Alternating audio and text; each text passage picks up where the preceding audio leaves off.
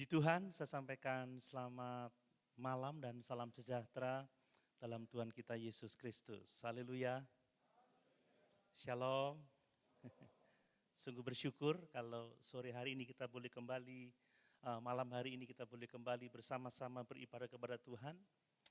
Tadi pagi saya berkhotbah tentang hidup di dalam kebenaran, ya, di tengah-tengah zaman post-truth atau post-kebenaran.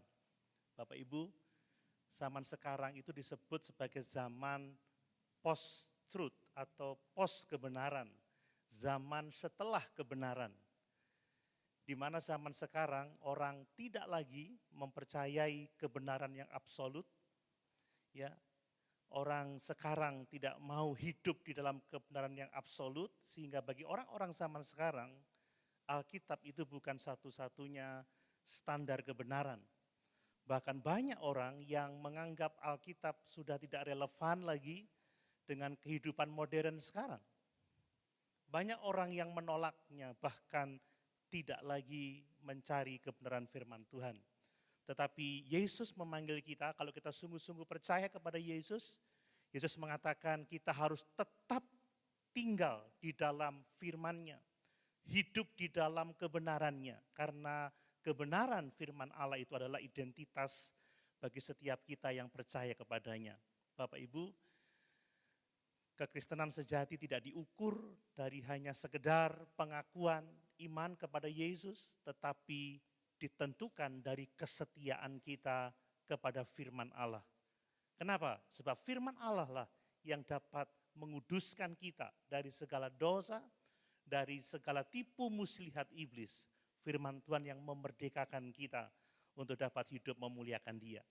Dan malam hari ini saya ingin menyampaikan tema lanjut, ya, dari tadi pagi, bahwa sebagai orang-orang yang hidup dalam kebenaran Tuhan, kita harus berani menyuarakan kebenaran itu di tengah-tengah dunia yang menolak kebenaran. Jadi kita tidak hanya hidup di dalam kebenaran, tetapi kita harus berani menyuarakan kebenaran itu. Sekalipun dunia menolak kebenaran. Bapak Ibu, tidak gampang ya memberitakan kebenaran di tengah-tengah dunia yang menolak kebenaran, sebab ujung-ujungnya pasti penolakan. Ujung-ujungnya pasti penderitaan, tetapi bahaya terbesar kalau gereja tidak lagi setia memberitakan kebenaran itu.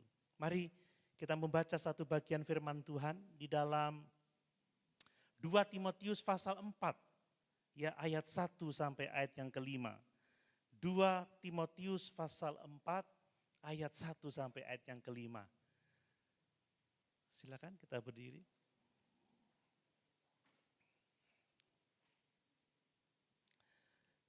Demikian firman Tuhan.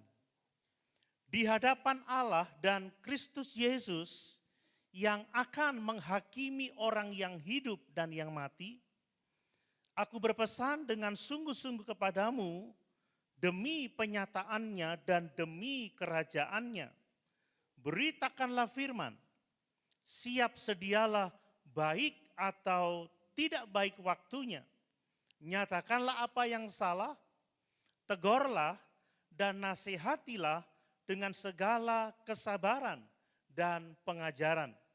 Karena akan datang waktunya orang tidak dapat lagi menerima ajaran sehat, tetapi mereka akan mengumpulkan guru-guru menurut kehendaknya untuk memuaskan keinginan telinganya. Mereka akan memalingkan telinganya dari kebenaran dan membukanya bagi dongeng.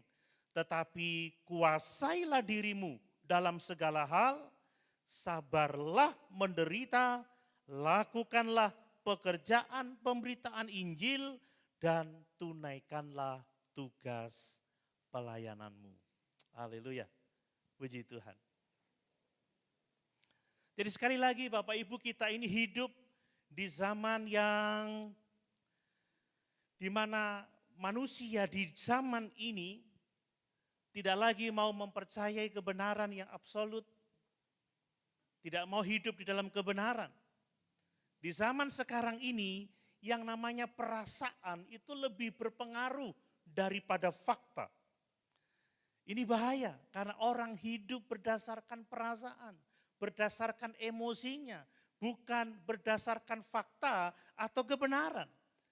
Di zaman sekarang ini opini itu lebih dipercayai daripada kebenaran objektif. Saudara, kita tidak boleh main-main dengan opini ya. Seringkali kalau kita mengikuti opini yang salah, menyimpang dari kebenaran dan kita memilih opini daripada kebenaran objektif, maka hidup kita akan tersesat, tidak mempunyai arah yang benar. Dan itu sebabnya di dunia seperti sekarang ini, kebenaran Alkitab itu tidak lagi diterima sebagai kebenaran yang sifatnya berkuasa atas kehidupan, berkuasa atas teologi, berkuasa atas pelayanan. Bahkan yang lebih menyedihkan lagi, di kalangan orang yang menyebut Kristen sekalipun sudah menganggap Alkitab itu usang, ya, mungkin dianggap keras dan kebenarannya tidak lagi relevan ya dengan nilai-nilai zaman ini. Tetapi sesungguhnya Bapak Ibu, apa yang saya sampaikan tadi sudah dinubuatkan Rasul Paulus jauh sebelumnya. Ya, kita membaca tadi di ayat yang ketiga bahwa akan datang waktunya orang tidak dapat lagi menerima ajaran yang sehat. Orang tidak bisa lagi menerima doktrin yang benar. Saya harap itu bukan ada di antara kita. Amin. Amin Bapak Ibu. Kita mencintai ajaran yang sehat. Amin. Kita mencintai firman Allah. Tetapi ini dinubuatkan oleh Rasul Paulus. Ya, tidak tahan terhadap ajaran yang sehat. Orang mengumpulkan guru-guru sesuai dengan selera mereka. Orang sekarang ingin mendengarkan berita atau pesan yang menyenangkan telinga mereka, yang menyenangkan diri mereka, bukan firman yang menguduskan, yang menuntun kepada pertobatan. Ini realitas zaman sekarang.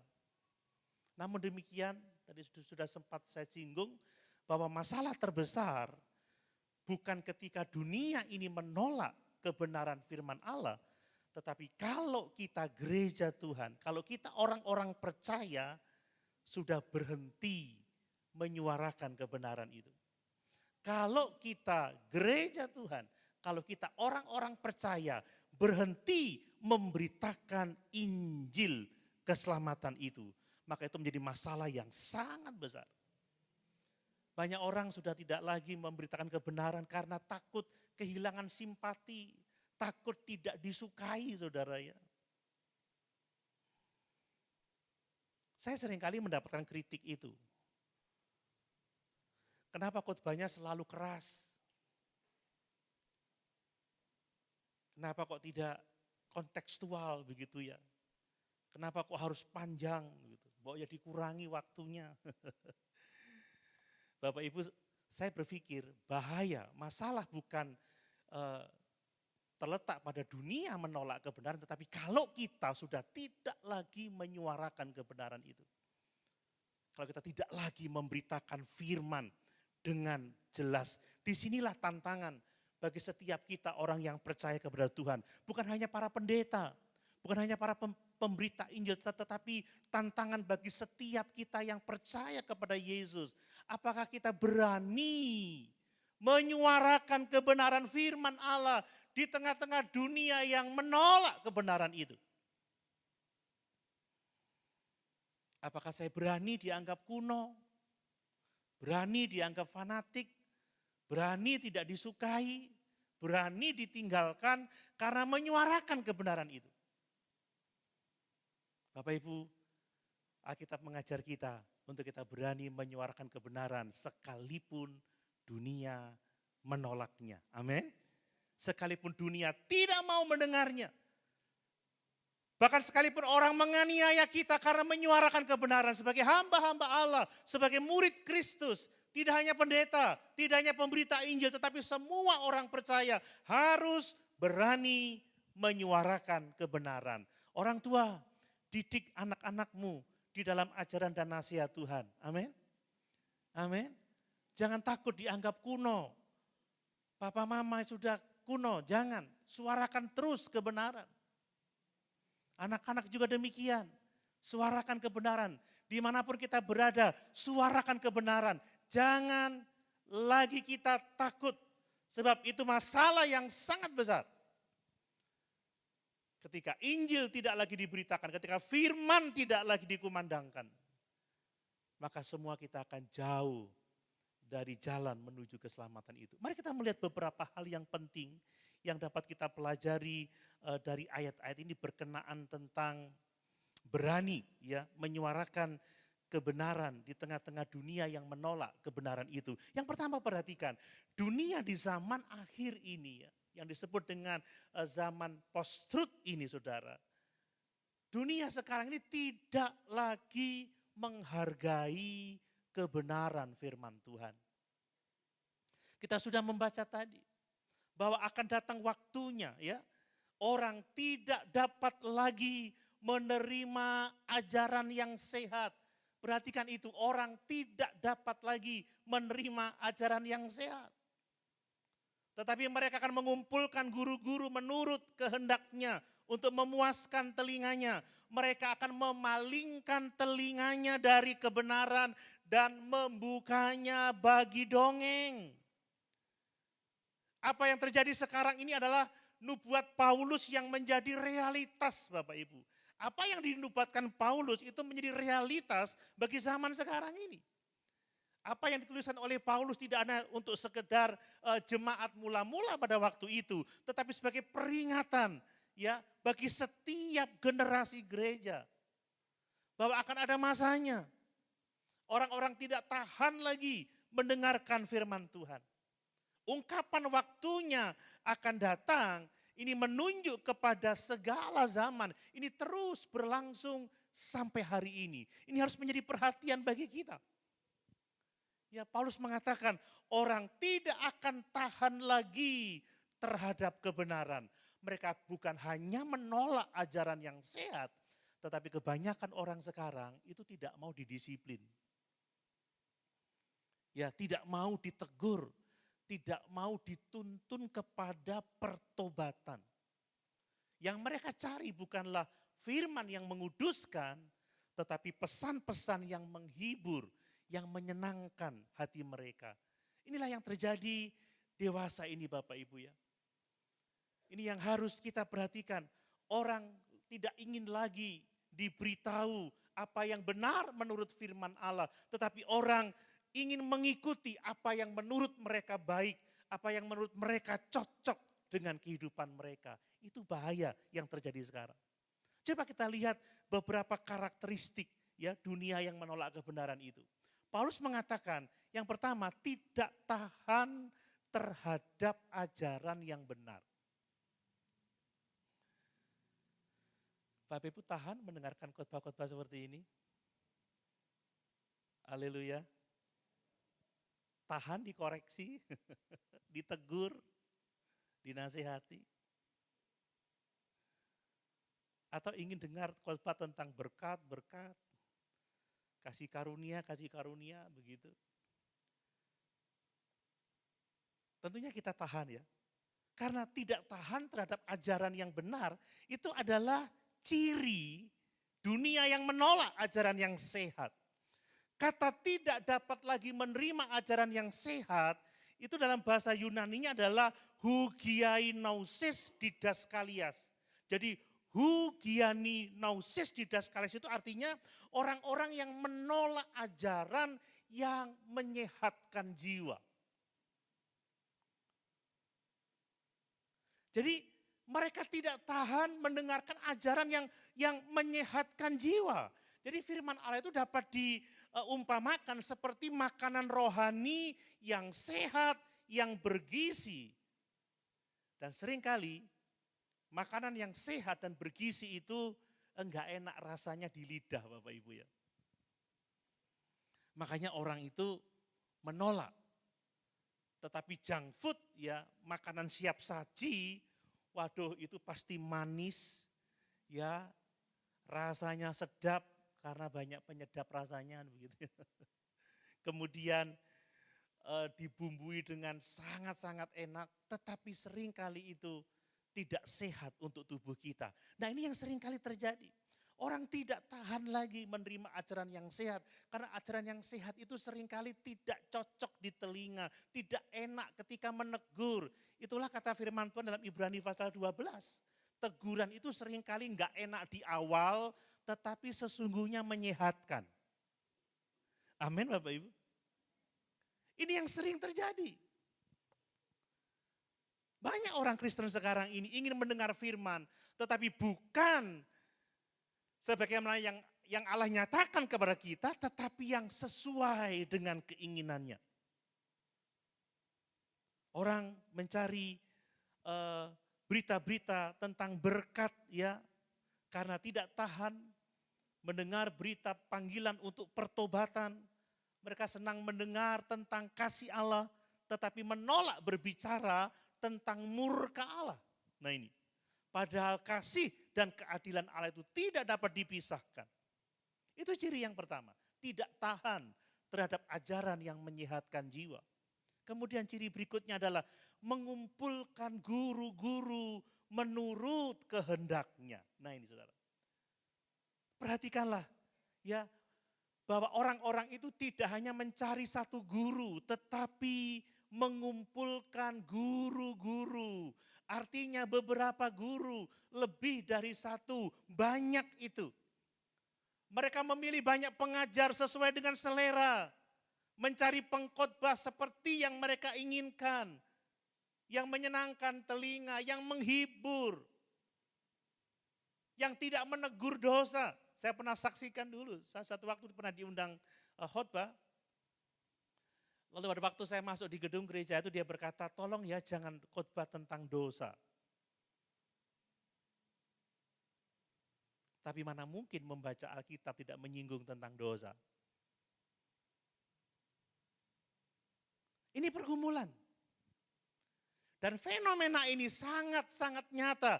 Di era digital sekarang ini Bapak Ibu lihat aja ya, melalui media sosial, terutama YouTube, TikTok ya, kita bisa memilih ribuan pengkhotbah, kita bisa memilih channel-channel yang kita sukai. Ya. Bukankah seperti itu kita?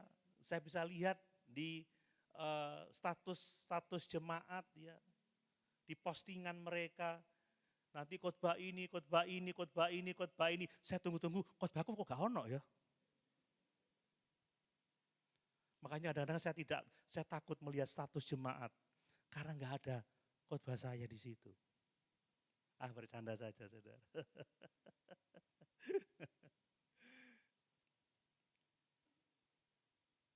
Ini realita.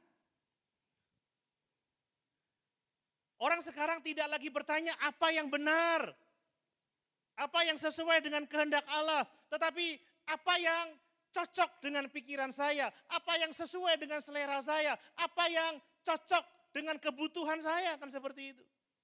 Jadi mereka tidak menimbang isi berita berdasarkan firman Tuhan. Berdasarkan Alkitab. Tetapi berdasarkan perasaan, oh ini cocok buat saya, oh ini mengena buat saya, oh ini pas buat saya. Tetapi bukan, oh ini firman, oh ini sesuai dengan Alkitab. Tidak seperti itu, tapi diukur dengan perasaan. Ini dunia zaman sekarang. Makanya banyak orang tanpa sadar tersesat. Mereka memakan makanan yang tidak sehat. Dan lambat laun melemahkan imannya. Melemahkan kasihnya kepada Tuhan dan melemahkan pengharapannya.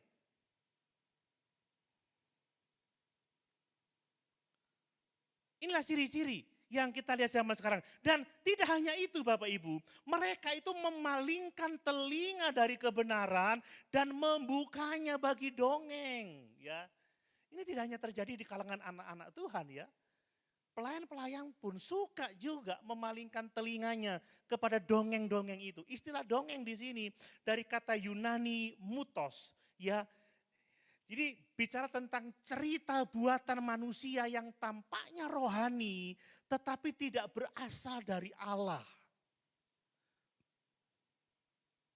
Jadi orang-orang memalingkan telinganya dari kebenaran justru membukanya bagi dongeng. Dan zaman ini saudara banyak dongeng-dongeng rohani yang modern ya. Pengajaran-pengajaran populer yang terdengar bijak tetapi jauh dari kebenaran firman Allah. Nah ini mengerikan. Saya bicara seperti ini bukan keinginan saya sendiri, tetapi firman Allah yang menyatakan kepada kita. Contoh dongeng-dongeng sekarang ini, yang penting hatimu baik, yang penting kamu tidak melakukan kejahatan kepada orang lain, Tuhan pasti mengerti, Tuhan pasti memahami. Loh enggak seperti itu Bapak Ibu.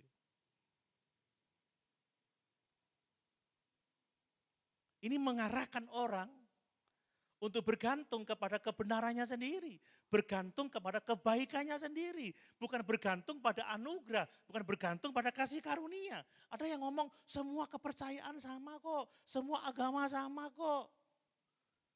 Yang penting kan kita saling mengasihi, yang penting kita saling memahami, saling menerima. Wah tidak seperti itu. Bagaimana dengan statement Yesus, akulah jalan, kebenaran dan kehidupan. Tidak ada seorang pun yang sampai kepada Bapa kalau tidak melalui aku. Lalu ada orang yang berkata, kasih Tuhan terlalu besar. Gak mungkin Tuhan itu menciptakan neraka. Gak mungkin Tuhan itu akan menghukum orang untuk selama-lamanya. Ini universalisme. Akhirnya semua orang akan selamat, siapapun itu. Karena kasih Allah terlalu besar. Tidak mungkin bagi dia untuk menghukum siapapun juga. Ini dongeng. Nah seringkali kita tidak tahan dengan kebenaran Alkitabiah. Kita memalingkan telinga kita kepada dongeng-dongeng yang seperti itu. Bapak Ibu, semua itu tampaknya rohani, tetapi sesungguhnya itu jauh dari otoritas kebenaran firman Allah. Ini ciri-ciri yang kita lihat dari kehidupan manusia zaman sekarang. Nah kalau kita lihat keadaan sekarang, lihat saudara. Teologi yang sehat sekarang ini dikaburkan oleh psikologi populer.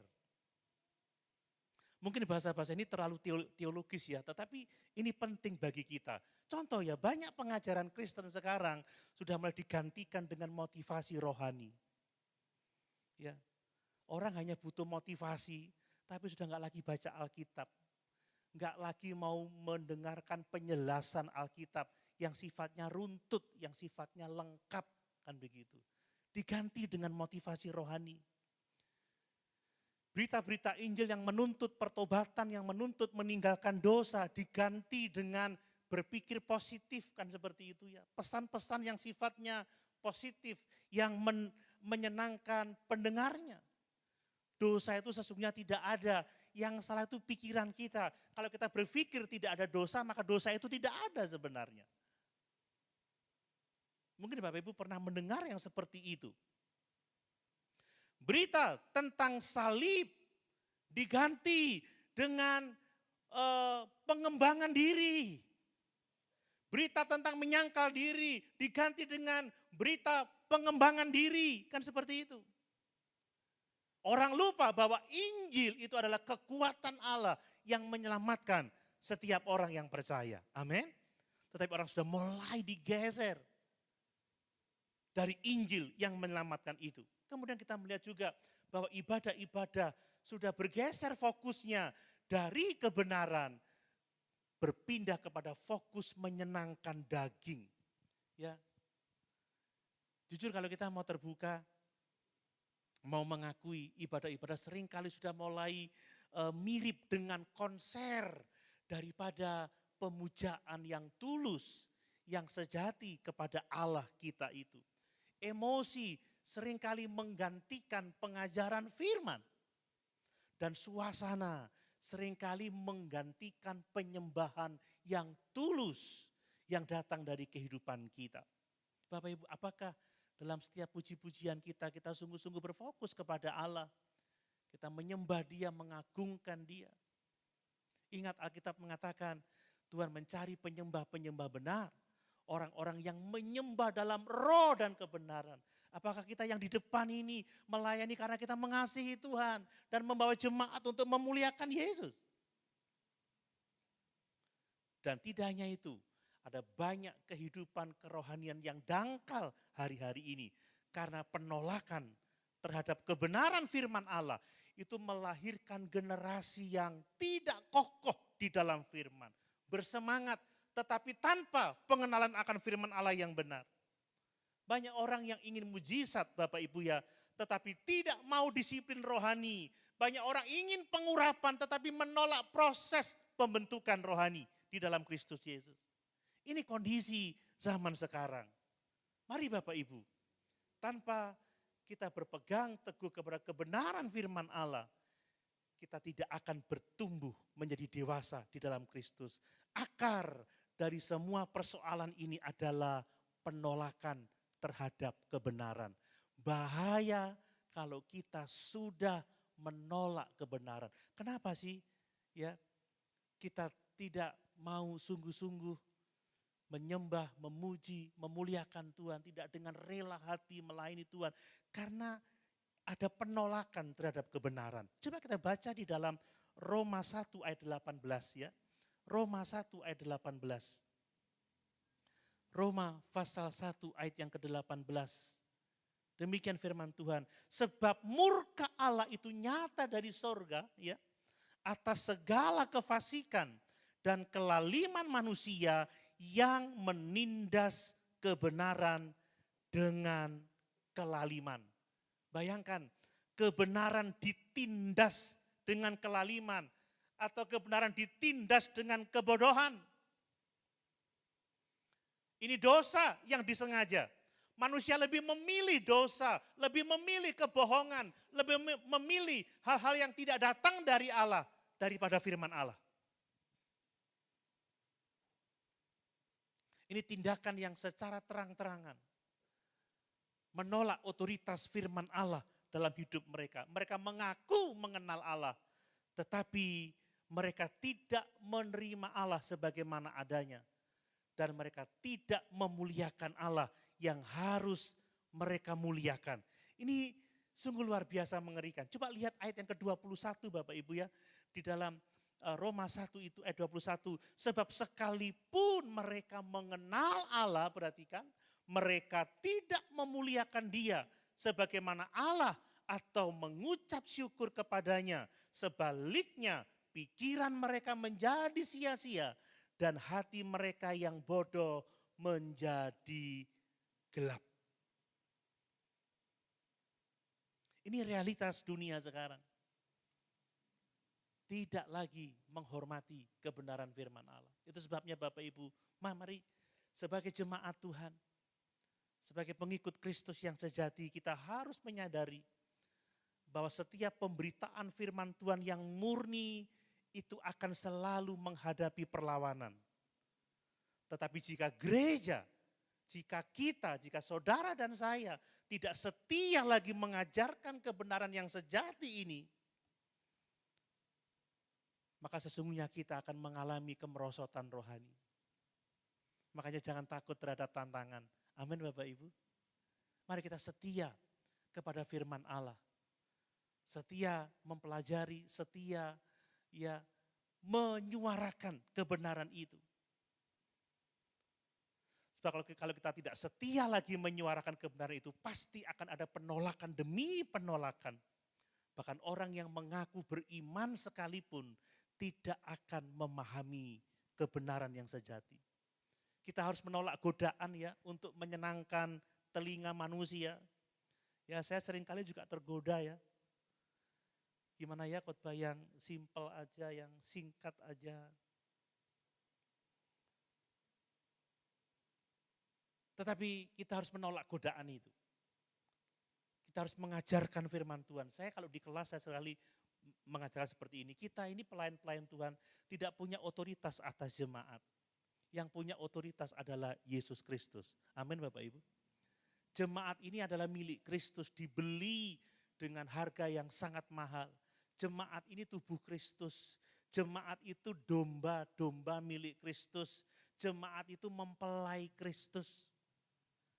Nah kalau kita, saya bilang sama mahasiswa, kalau tidak memberitakan firman, tidak mengajarkan firman, maka kita tidak punya otoritas atas jemaat. Secara pribadi kami tidak punya otoritas. Tapi firman yang kami beritakan, itulah yang memiliki otoritas atas kehidupan kita semua. Amin.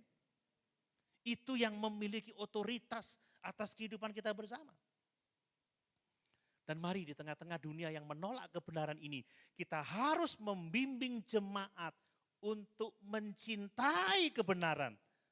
Bukan hanya sekedar mencari pengalaman-pengalaman rohani di dalam gereja, atau hanya sekedar memenuhi kebutuhan keagamaan. Tetapi kita semua yang percaya kepada Tuhan malam hari ini, kita harus mencintai kebenaran.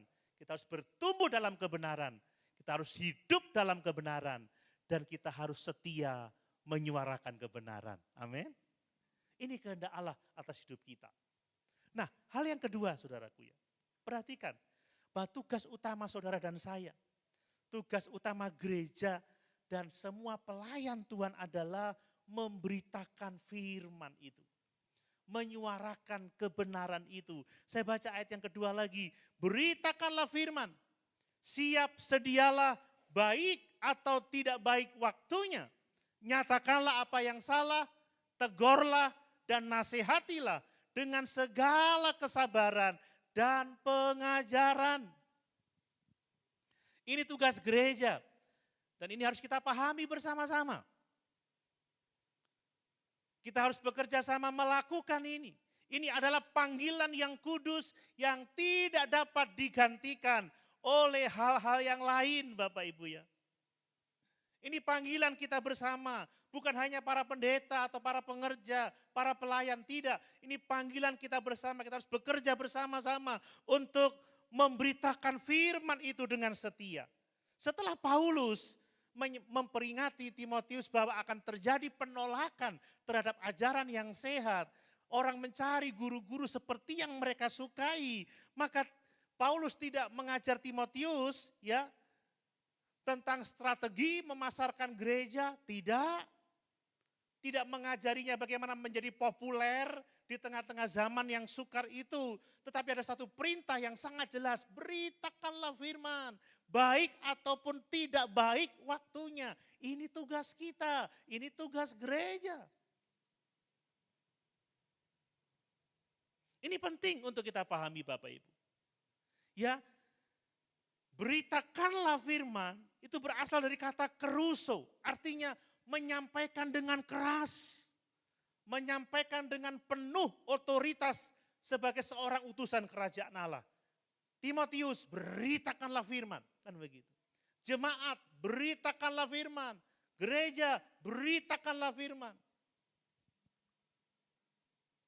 Saudara, banyak orang menggunakan strategi-strategi duniawi untuk memasarkan gereja. Buat kegiatan ini, buat kegiatan itu, supaya orang mau datang.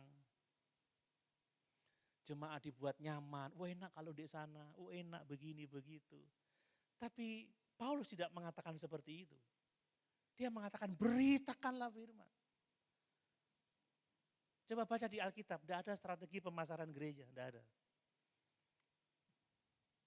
Tidak ada cara menjadi populer. Semua rasul matinya martir. Dan saya juga tidak mimpi jadi populer. Mungkin saya juga bisa jadi martir. Ada kemungkinan loh Bapak Ibu ya. Orang yang dengan keras menyuarakan kebenaran pasti dibenci. Mengapa Yesus disalibkan? Karena dia menyatakan kebenaran. Karena dia memperkenalkan dirinya sebagai kebenaran. Karena dia menyatakan bahwa dia adalah anak Allah. Mati saudara. Ya lebih baik mati karena memberitakan Injil daripada mati karena stroke. Karena kegemukan saya seperti ini. Ya. Karena mungkin penyakit jantung. Itu resiko. Seperti Charlie Kirk, tembak dia. Saudara, saya menyampaikan ini sebagai satu realita. Kenyataan dalam pelayanan, tidak ada rasul yang populer. Hidup mereka selalu susah. menderita, bukan karena kesalahan mereka, tetapi karena memberitakan Injil. Nah, ini loh yang banyak orang tidak tahan mendengarkan berita-berita yang menyehatkan jiwa. Gitu.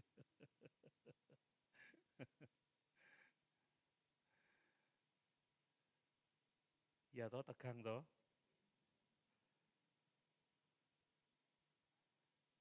Tegang pasti. Ini realita loh Bapak Ibu ya.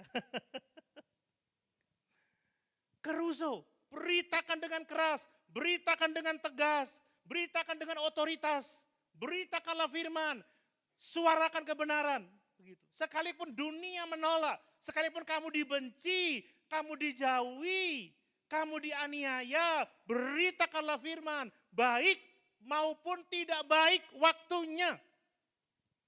Jadi seorang pemberita Injil, saudara dan saya, bukan sekedar menyampaikan informasi tentang Injil, kita adalah utusan-utusan Allah untuk membawa pesan surgawi kepada dunia yang berdosa ini, supaya mereka datang kepada Yesus dan menerima anugerah keselamatan itu. Kita adalah pemberita-pemberita yang harus menyenangkan Sang Raja di atas segala raja itu, bukan menyenangkan telinga pendengar kita, tetapi menyenangkan Allah yang memiliki berita Injil itu.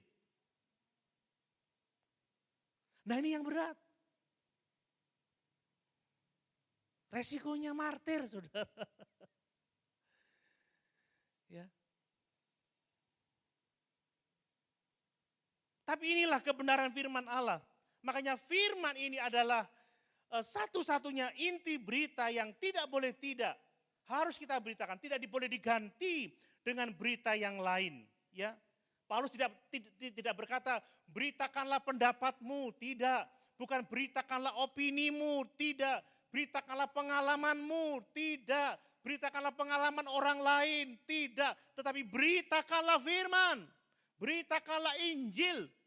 Jelas itu. Bukan yang lain. Sebab hanya firman Allah yang akan membuat kita memiliki iman. Amin.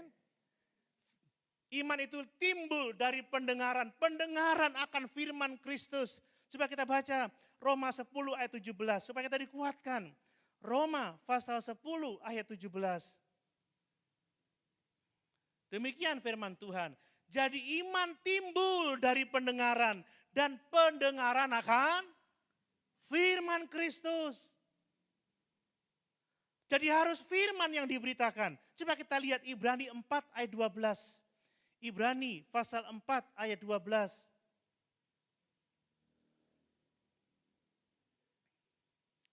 Demikian firman Tuhan. Sebab firman Allah hidup dan kuat dan lebih tajam dari pedang bermata dua manapun.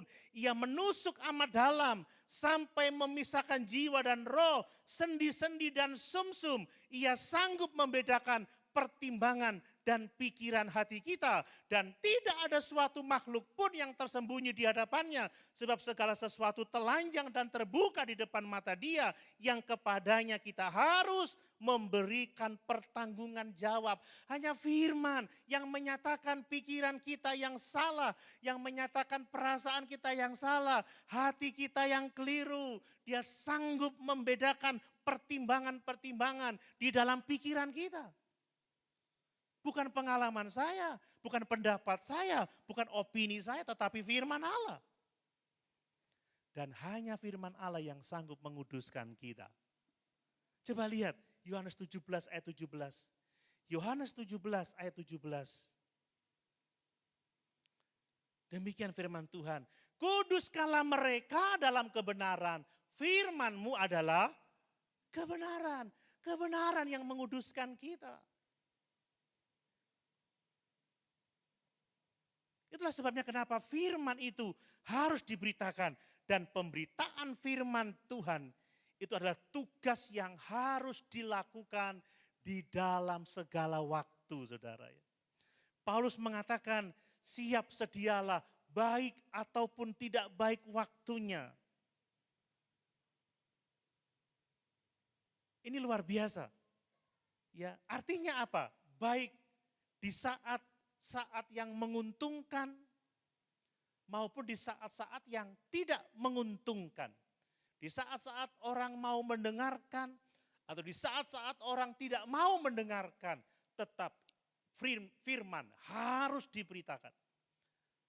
Injil harus diberitakan. Bapak Ibu, Paulus tahu bahwa pemberitaan kebenaran itu tidak selalu diterima dengan baik. Itu realitas yang Paulus nyatakan kepada kita. Saya harus sadar itu ya. Kita juga harus sadar itu. Tidak semua nasihat kita selalu diterima dengan baik. Tidak semua postingan kita tentang firman Tuhan selalu mendapatkan jempol. Kadang juga ada jempol terbalik juga ya. Ya. Kadang ada orang yang haus ingin mendengarkan, ada yang respon baik. Tapi ada juga yang dingin, hatinya tertutup, itu sebabnya telinganya tertutup. Tetapi sebagai seorang hamba Tuhan, kita tidak menunggu orang membuka hati, orang membuka telinga.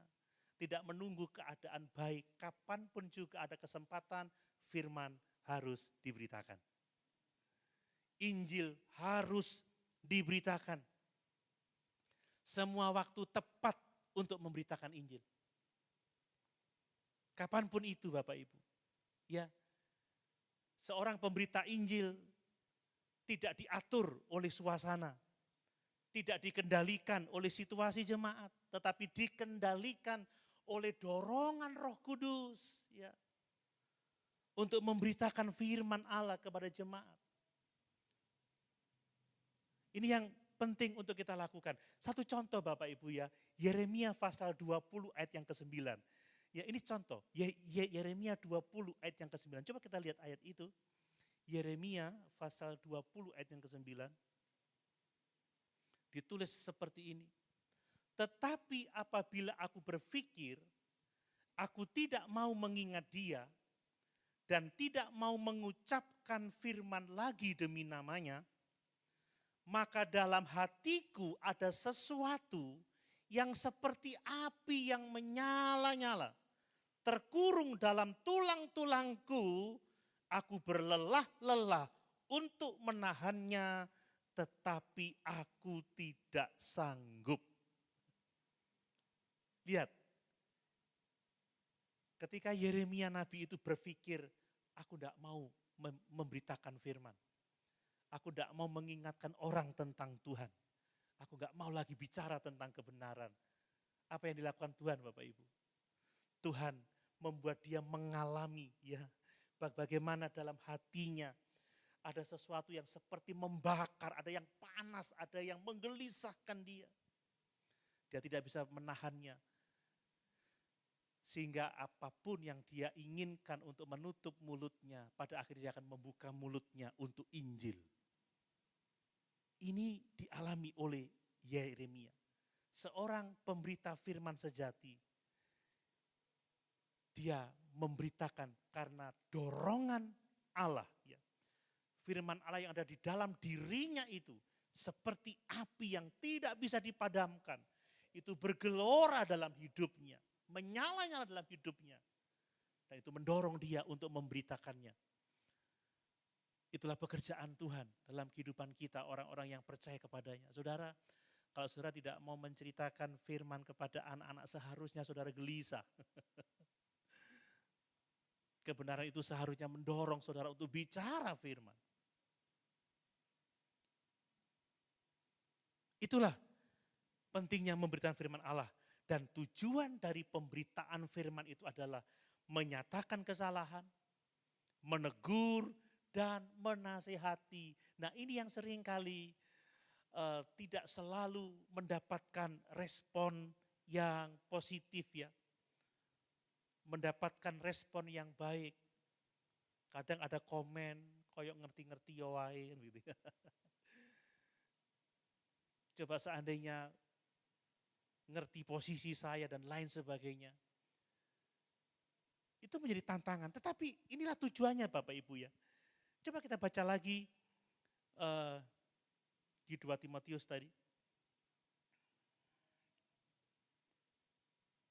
Pasal yang keempat, coba lihat itu ya. Beritakanlah firman, siap sedialah baik atau tidak baik waktunya. Nyatakanlah apa yang salah, perhatikan ya. Nyatakanlah apa yang salah, tegurlah ya, dan nasihatilah dengan segala kesabaran dan pengajaran. Bapak Ibu, menyatakan dosa itu adalah pekerjaan firman. Amin. Alkitab itu seperti cermin bagi kita untuk menunjukkan siapa kita yang sesungguhnya. Dia menerangi kondisi hati kita dan tugas kita, gereja Tuhan adalah menyingkapkan dosa, bukan menutupi dosa. Menyingkapkan untuk diketahui, menyingkapkan untuk disadari, dan akhirnya untuk ditinggalkan. Itulah fungsi firman Tuhan. Jika gereja sudah berhenti menegur dosa, gereja berhenti menjadi garam dunia ini. Kalau gereja berhenti menegur dosa, gereja berhenti menjadi terang bagi dunia ini. Coba kita lihat Wahyu pasal 3 ayat yang ke-19. Teguran itu adalah bentuk kasih Tuhan ya. Wahyu pasal 3 ayat 19. Demikian firman Tuhan. Ya, barang siapa ku kasihi, ia ku tegur dan ku hajar. Sebab itu relakanlah hatimu dan bertobatlah. Inilah namanya menyatakan kesalahan. Kemudian ya menegur. Ya, menegur ini adalah tindakan kasih untuk menyelamatkan, untuk menuntun orang kepada kebenaran. Bapak Ibu, lihat Amsal 27 ayat yang ke-6. Amsal 27 ayat yang ke-6.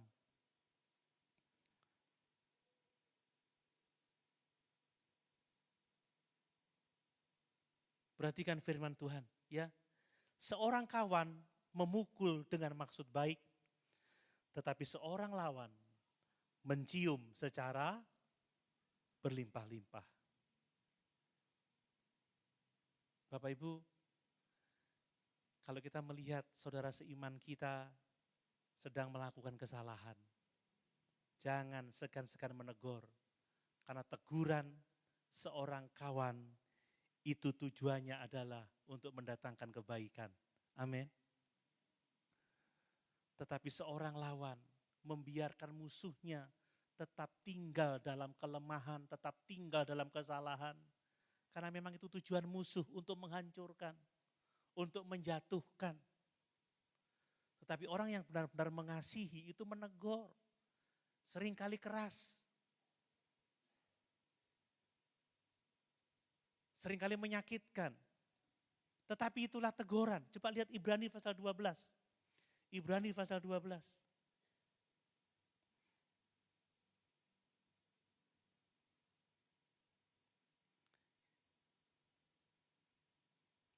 Coba kita lihat ayat yang ke-7. Atau kita mulai ayat yang ke-5 saja. Dan sudah lupakah kamu akan nasihat yang berbicara kepada kamu seperti kepada anak-anak. Hai anakku, janganlah anggap enteng didikan Tuhan. Dan janganlah putus asa apabila engkau diperingatkannya. Karena Tuhan itu menghajar orang yang dikasihinya. Menghajar dengan firman. Ya. Dan ia menyesah orang yang diakuinya sebagai anak. Jika kamu harus menanggung ganjaran, Allah memperlakukan kamu seperti anak. Di manakah terdapat anak yang tidak dihajar oleh ayahnya? Tetapi jikalau kamu bebas dari ganjaran yang harus diderita oleh setiap orang, maka kamu bukanlah anak, tetapi anak-anak gampang.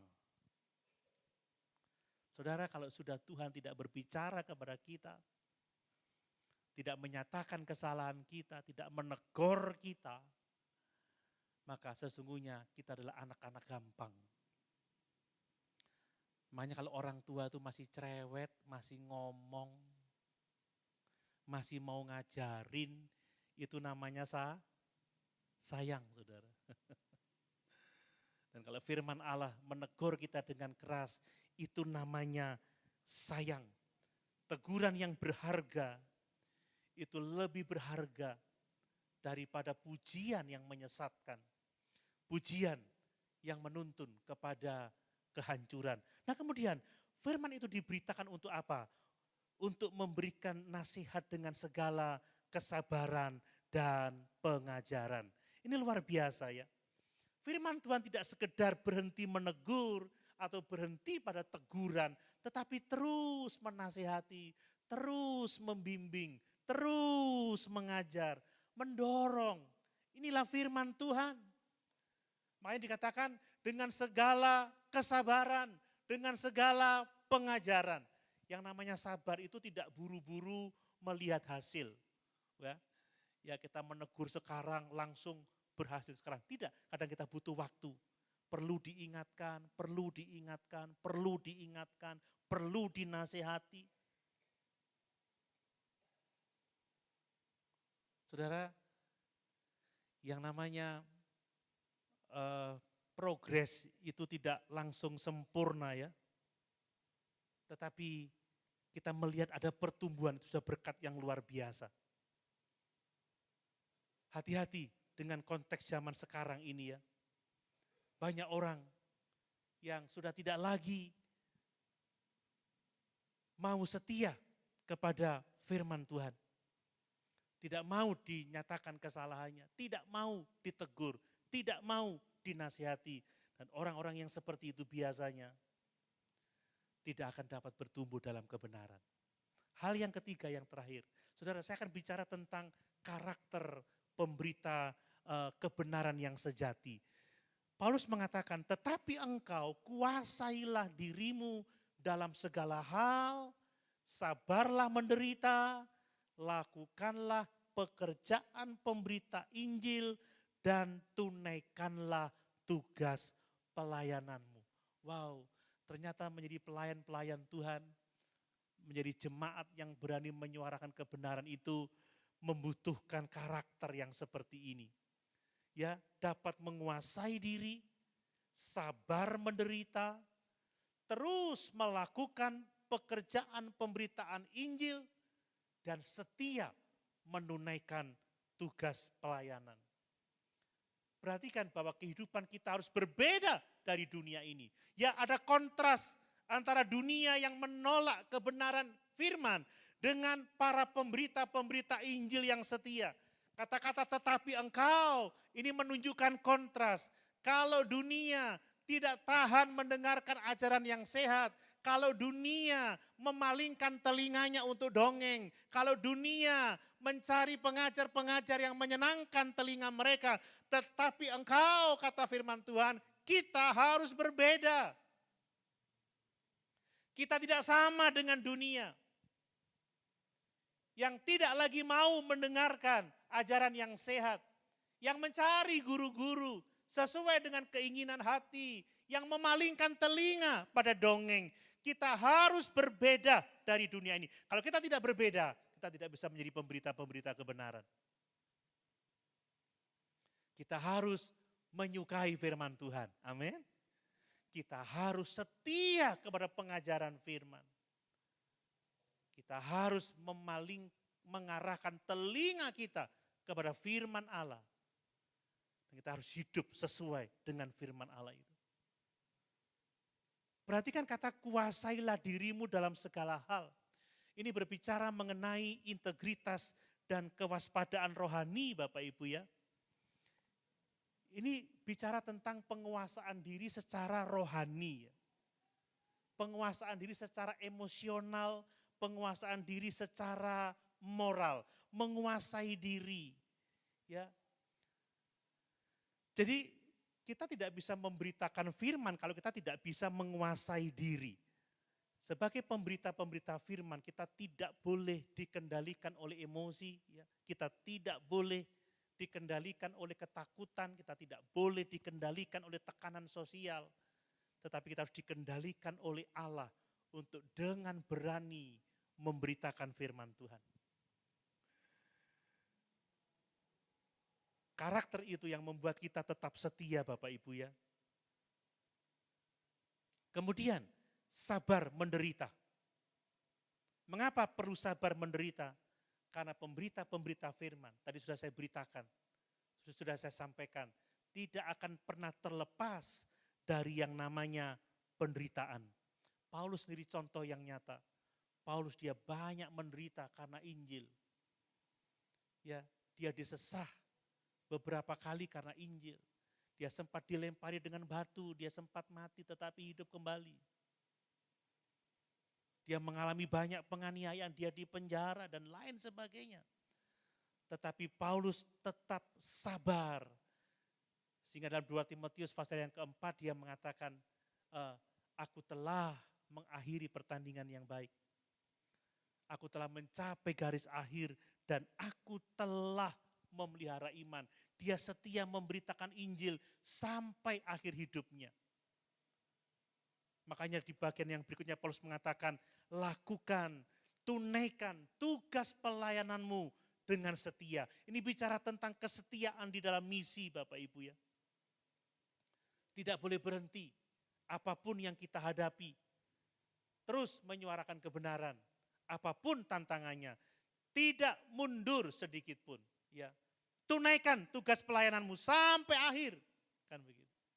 Sampai selesai. Inilah pesan dari firman Tuhan. Mari Bapak Ibu yang dikasih oleh Tuhan. Kita harus memiliki yang namanya penguasaan diri.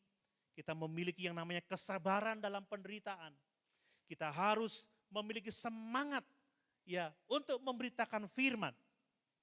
Kita harus punya ketekunan di dalam melakukan tugas pelayanan kita. Mari kita benar-benar menyadari zaman di mana kita hidup adalah zaman pos kebenaran. Dunia tidak lagi mau mempercayai kebenaran yang absolut. Tidak lagi mau hidup dalam kebenaran. Mereka menolak firman. Mereka memalingkan telinganya kepada ajaran-ajaran yang lain. Dongeng-dongeng. Tetapi kita tidak sama dengan dunia. Amin. Kita adalah orang-orang yang berani memberitakan kebenaran. Kita punya karakter Kristus.